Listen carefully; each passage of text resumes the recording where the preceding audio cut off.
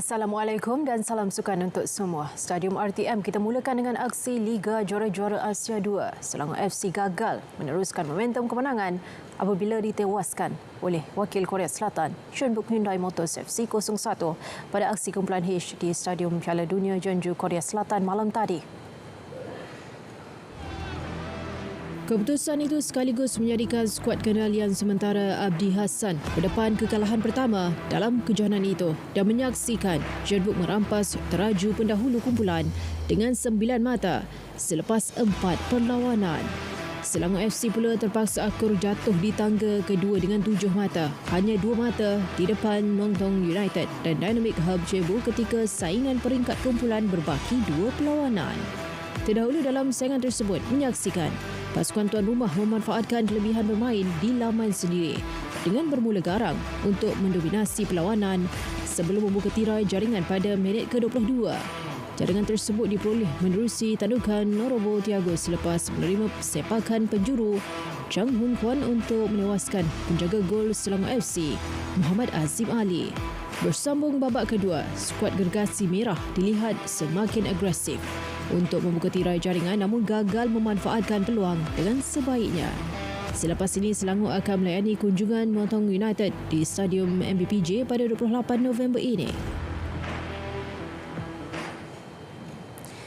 DSAT Group Sundaran Berhad masih belum menerima maklum balas daripada Darul Aman Football Club Sundaran Berhad berhubung tawarannya untuk mengambil alih pengurusan syarikat itu dalam usaha untuk menjadi pemilik pasukan Kedah Darul Aman KDA-FC. Pengerusi Eksekutif Kumpulan DSAT Group, Datuk Sri Azizul Tandik berkata, pihaknya masih menantikan jawapan daripada pengurusan KDA-FC selepas surat tawaran pengambil alihan dihantar kepada KDA-FC Ahad lalu.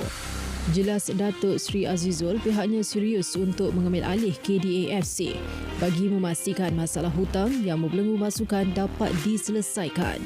Ia sekaligus dapat menaikkan semula semangat pemain dan pegawai pasukan itu untuk terus memberikan saingan dalam kancah Liga Super dan saingan Piala Malaysia yang akan bermula hujung bulan ini. Ketika dihubungi RTM, beliau berharap pihak pengurusan KDA-FC dapat mempertimbangkan tawaran pengambil alihan tersebut demi kelangsungan pasukan Sang Kenari. Sementara itu, Persatuan Bola Sepak Sabah, SAFA, mengesahkan tidak pernah berunding dengan mana-mana pihak yang mendakwa menerima tawaran penjualan saham Sabah FC. Presidennya Datuk Syahilmi Yahya berkata SAFA tidak pernah bertemu individu atau dengan mana-mana wakil bagi pihak yang mendakwa mendapat tawaran penjualan saham Sabah FC. Ini termasuk memaklumkan kepada Ketua Menteri Sabah, Datuk Seri Panglima Haji Jinor, berkaitan penjualan saham Sabah FC. Kenyataan dikeluarkan untuk menjelaskan pendirian SAFA dan Sabah FC bagi mengelakkan sebarang kekeliruan atau salah faham berkaitan dakwaan tersebut. Datuk Syahilmi menegaskan, SAFA tidak pernah bertemu individu atau dengan mana-mana wakil bagi pihak yang mendakwa mendapat tawaran penjualan saham Sabah FC. Beliau mengulas mengenai kenyataan dalam laman Facebook. DSAT ditawarkan mengambil alih Sabah FC. DSAT dalam laman tersebut mengucapkan terima kasih kepada Presiden SAFA merangkap timbalan Ketua Menteri selepas bersetuju menawarkan Sabah FC sekaligus kononnya mengesahkan tawaran sudah dimaklumkan kepada Ketua Menteri Sabah. Susulan keputusan pertukaran lokasi perlawanan tertunda Liga Super antara Perak FC dan Johor Darul Takzim JDT baru-baru ini, Liga Bola Sepak Malaysia MFL diminta supaya meneliti pelbagai aspek sebelum membuat keputusan itu. Esko Pendidikan Pengajian Tinggi Belia dan Sukan Negeri Perak, Khairuddin Abu Hanifah berkata, tindakan itu jelasnya mengecewakan peminat bola sepak negeri kerana dibuat pada saat akhir. Dalam pada itu, beliau berpendapat MFL seharusnya memilih lokasi berkecuali melibatkan perlawanan tersebut. sepatutnya MFL sebelum membuat keputusan adakan perbincangan dan mendapat pandangan daripada semua pihak, kerana perlawanan ini memang satu perlawanan yang sentiasa dinanti-nantikan oleh pasukan peminat-peminat Perak, kerana kita nak beri sokongan yang tidak berulah bagi pada pasukan. Dan kalau nak pilih venue yang lebih baik atau lebih selamat, ambillah venue yang berkecuali. Pada Selasa, MFL dalam kenyataan mengumumkan perlawanan tertunda Liga Super antara Perak FC dan JDT yang sepatutnya berlangsung di Stadium MPM ditukar ke Stadium Sultan Ibrahim. Persatuan Jurulatih Bola Sepak Malaysia PJBM menyeru jurulatih bola sepak di negara ini agar tidak melepaskan peluang menyertai Seminar Kejurulatihan Bola Sepak Antarabangsa 2024 di Hotel Armada Petaling Jaya pada 15 dan 16 November ini. Presiden PJBM Dato' Ong Kim Swee berkata, setakat ini pihaknya sudah menerima pendaftaran lebih daripada 100 orang jurulatih dan masih membuka pendaftarannya. Menurut Dato' Ong Kim Swee, selain mendapat input-input penting daripada seminar ini, peserta juga akan mendapat 15 jam kredit bagi lesen kejurulatihan dan menerima sijil penyertaan. Seminar selama 2 hari itu menampilkan 4 orang penceramah yang berpengalaman dan profesional. Antaranya pengarah teknikal Persatuan Bola Sepak Jepun JFA, Masadaga Kageyama, dan pengarah teknikal Persatuan Bola Sepak Malaysia FAM, Scott O'Donnell. Turut sesenarai ialah pengarah Technical Academy Muhtar Dahari AMD dan Program Pembangunan Bola Sepak Negara NFDP Oscar Gonzalez serta jurulatih kecergasan skuad bawah 23 tahun kebangsaan Oscar Balagu Kabeza. Jurulatih yang berminat untuk menyertai seminar berkenaan boleh menghubungi PJBM menerusi email di pjbm@fam.org.my atau WhatsApp ke NIDA 014-3709-377.